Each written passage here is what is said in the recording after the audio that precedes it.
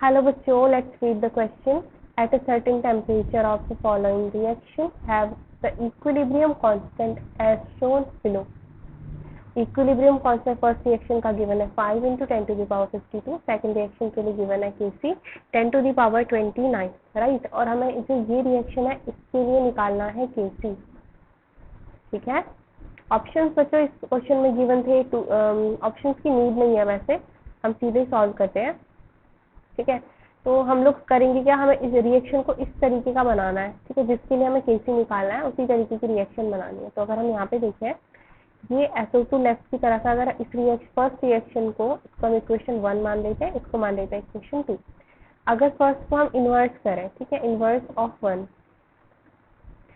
तो हमारे पास रिएक्शन बनेगी SO2 से फॉर्म हो जाएगा इस केस में O2 गैसियस प्लस ये सॉलिड फॉर्म में, ठीक है, ये इस तरीके का बनेगा। और इसमें हमें गिवन है 2SO2, इसको हम 2 से अगर मल्टीप्लाई कर देंगे तो हमने क्या किया, फर्स्ट का इन्वर्स किया और इसको मल्टीप्लाई किया 2 से, तो हमें मिलेगा 2O2 और यहाँ पे आ जाएगा 2S, ठीक है।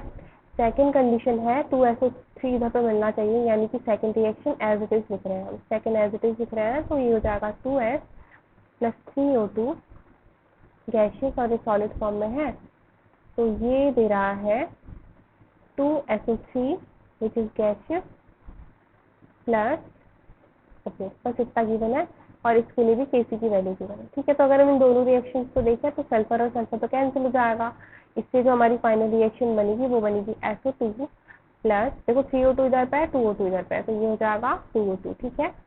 ये हमें ध्यान रखना, ये गैसियस है, ये भी गैसियस गिवन है, इससे बनेगा SO3 गैसियस, राइट।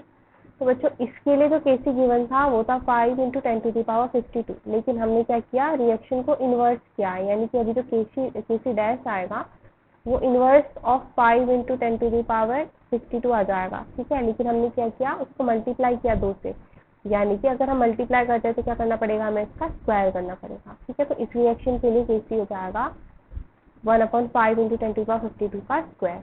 ऐसे ही सेकंड रिएक्शन में तो हमने एज इट इज लिखी हुई है, तो सेकंड रिएक्शन का जो Kc है that is 10 to the power 29, okay. तो अगर हम इस रिएक्शन के लिए निकालेंगे Kc, तो Kc हमें निकालना है इस रिएक्शन के लिए, तो हम सीधे सीधे क्या कर देंगे बच्चों, Kc इसको हम मान लेते हैं Kc double dash, Kc double dash equal to हो जाएगा Kc dash multiplied by Kc, Kc dash की वैल्यू है 1 जो इक्वेशन में गिवन Kc है उसका स्क्वायर इंटू Kc, राइट।